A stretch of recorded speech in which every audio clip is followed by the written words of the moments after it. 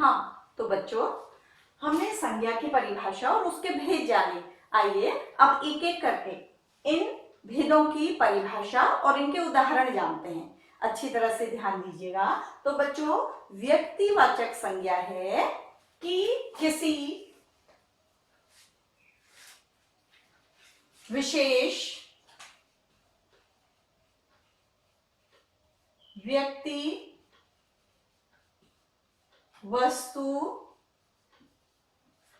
या स्थान के नाम को,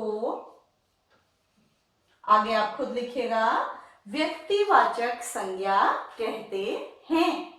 जैसे बच्चों सचिन, या आप में से भी किसी भी बच्चे का नाम उत्कर्ष। ठीक है। अब वस्तु का नाम, मान लीजिए हम कहते हैं गंगा, ये नदी का नाम है। हिमालय पर्वत का नाम है। ठीक है। और स्थान बच्चों, जैसे हम लिखते हैं फ्रांस, अमेरिका। ठीक है। या हम लिखते हैं चौक। तो ये सारे नाम जो विशेष नाम है बच्चों, क्योंकि चौक कहते ही हम समझ जाते हैं कि हमें कहाँ जाना है। लखनऊ कहते ही हम समझ जाते हैं कि ये किसी शहर का विशेष नाम है। और मान लीजिए मैं उत्कर्ष कह रही हूँ कक्षा में, जो उत्कर्ष होगा वो समझ जाएगा कि मैं उसे संबोधित कर रही हूँ। तो यह संज्ञा है किसी विशेष व्यक्ति, वस्तु या स्थान के नाम को व्यक्तिवाचक संज्ञा कहते हैं। तो समझ में आया बच्चों। ये आपका सेंटेंस के रूप में भी आ सकता है। जैसे वह अमेरिका जा रहा है, आपसे कहा जाएगा कि संज्ञा को अंडरलाइन करिए और उसका प्रकार बताइए। तो आप क्या करेंगे, ये इसमें आप अंडरलाइन करेंगे अगर ये वाक्य में होगा, और लिखेंगे कि ये संज्ञा शब्द है और कौन सा संज्ञा है, व्यक्तिवाचक संज्ञा है।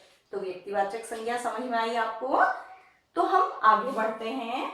हमारा संज्ञा का दूसरा प्रकार है बच्चों, जातिवाचक संज्ञा। हम भाववाचक संज्ञा को भी दूसरे नंबर में ले सकते हैं, लेकिन क्रम ऐसे सही होता है कि पहले हम किसे लेते हैं, जातिवाचक संज्ञा को लेते हैं। तो बच्चों अब हमारा दूसरा है जातिवाचक संज्ञा। इसको हम नंबर 2 कर देंगे। ठीक है। अब ये होगा जिन संज्ञा शब्दों से, बिंदियों का ध्यान रखिएगा बच्चों, शब्दों से किसी जाति या समूह का बोध होता है। समूह बेटा बच्चों क्या है, ग्रुप। समूह का बोध होता है। ठीक है, उसे जातिवाचक संज्ञा कहते हैं। आपको ये पूरा लिखना होगा। तो अब ये ग्रुप क्या है, ये समूह क्या है, ये जाति कास्ट नहीं है, ये क्लास है, एक ग्रुप को परिभाषित करती है ये। जैसे हम कहते हैं अध्यापक, तो अध्यापक जितने भी अध्यापक हैं उनको संबोधित करता है, मतलब एक ग्रुप को संबोधित करता है। ठीक है। अब हमने कहा छात्र, तो ये किसको संबोधित करता है, सारे छात्रों को, सारे ग्रुप को। ठीक है। अब हमने कहा पर्वत, तो क्या ये किसी एक पर्वत का नाम है, नहीं, सारे पर्वतों का। ऐसे ही हमने कहा नदियां, हमने कहा समुद्र, तो ये ग्रुप को हमारे सामने ला रहा है, समूह को ला रहा है, तो ये जातिवाचक संज्ञा है। तो समझ में आया बच्चों। अगला है हमारा, इसी को हम बदल देंगे भाववाचक। भाववाचक संज्ञा, जिन संज्ञा शब्दों से किसी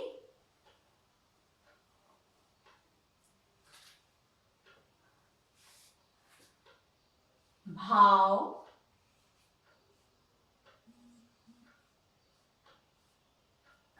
एक मिनट बच्चों रुक के लिखती हूँ, अभी लिख नहीं रहा है वो। भाव, गुण या अवस्था का बोध होता है उसे भाववाचक संज्ञा कहते हैं। अब भाव क्या है बेटा? Abstract noun.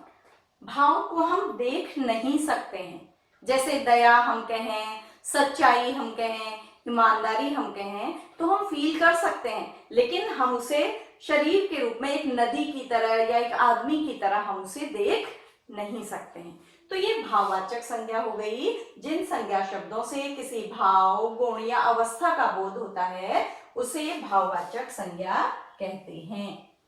अब ये क्या है बच्चों? भाव क्या है? दया, क्षमा, ठीक है। गुण क्या है? चतुराई, ठीक है, ईमानदारी, ठीक। और अवस्था क्या है बच्चों? बुढ़ापा, बचपन।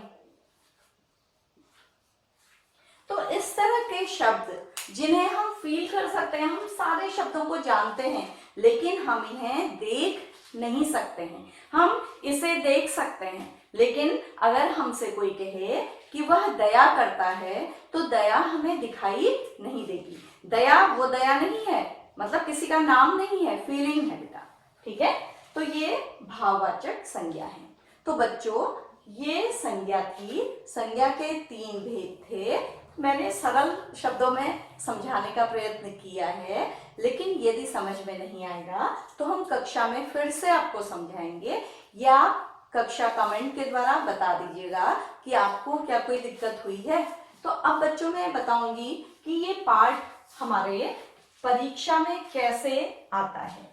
तो बच्चों सबसे पहले आ सकता है इनकी परिभाषा।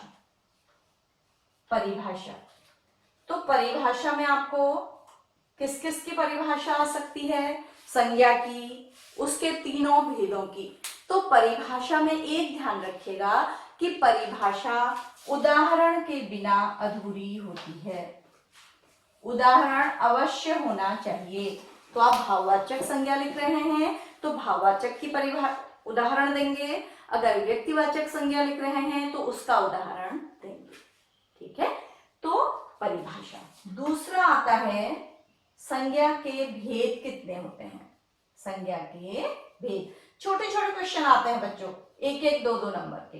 तो संज्ञा के कितने भेद होते हैं? 3 भेद होते हैं। अब आपको अंग्रेजी में जाना ही नहीं है उसमें कितने भेद होते हैं, वो मैंने आपको समझा दिया है। फिर बच्चों आ सकता है अलग अलग भेद की परिभाषा। फिर आ सकता है कि आप, जैसे आ सकता है व्यक्तिवाचक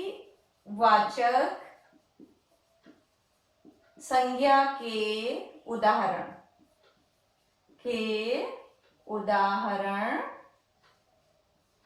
लिखो। और ऐसे ही फिर आ सकता है जातिवाचक संज्ञा के कुछ उदाहरण लिखे, जैसे 4 उदाहरण लिखे या 5 उदाहरण लिखे या 2 उदाहरण लिखे। तो ये एग्जाम में कैसे कैसे आ सकता है मैं ये बता रही हूँ, ठीक है। उसके बाद आ सकता है भाववाचक संज्ञा के कुछ उदाहरण लिखे। और अक्सर जो आता है, ज्यादातर वो आता है कि आपको कुछ सेंटेंस दिए जाते हैं।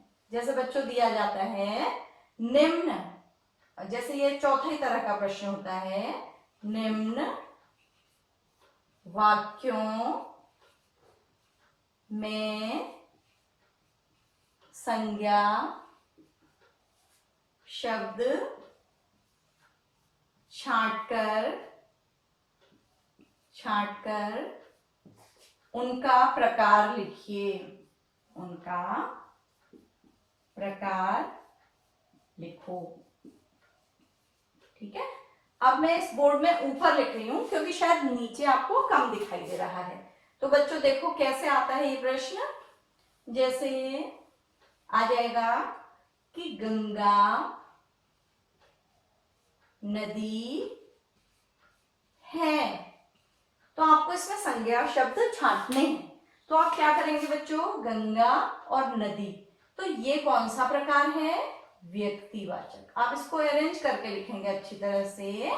और नदी कौन सा है बच्चों, जातिवाचक, जातिवाचक। तो आपको परीक्षा में लिखना कैसे होगा, ये देखिए, पहले आपको इस वाक्य से गंगा को यहां लिखना होगा, फिर लिखना होगा ये कौन सी संज्ञा है, व्यक्तिवाचक संज्ञा है। तो ऐसे ही भाववाचक संज्ञा में भी उदाहरण आते हैं आपके, या किसी और संज्ञा के भी सेंटेंस आ सकते हैं। तो आपको ये पाठ समझ में आ गया होगा बच्चों। आज हमने पढ़ा संज्ञा की परिभाषा, उसके उदाहरण, फिर उसके 3 भेद, और फिर बताया गया कि अंग्रेजी के भेद अलग तरह के होते हैं, और फिर तीनों भेदों की उदाहरण सहित परिभाषा, और संज्ञा आपकी परीक्षा में कैसे आती है। तो बच्चों मुझे लगता है कि बच्चे हमारे समझ गए होंगे, क्योंकि बच्चे बहुत समझदार हैं और उन्हें पता है कि अब पढ़ाई का ये दूसरा तरीका जो हमने आजकल आरंभ कर रखा है, उससे बच्चों को पढ़ना ही है। तो हमारे पास कोई ऑप्शन नहीं है बच्चों। तो इसलिए आपको परिश्रम से ये पाठ सारे तैयार करने हैं।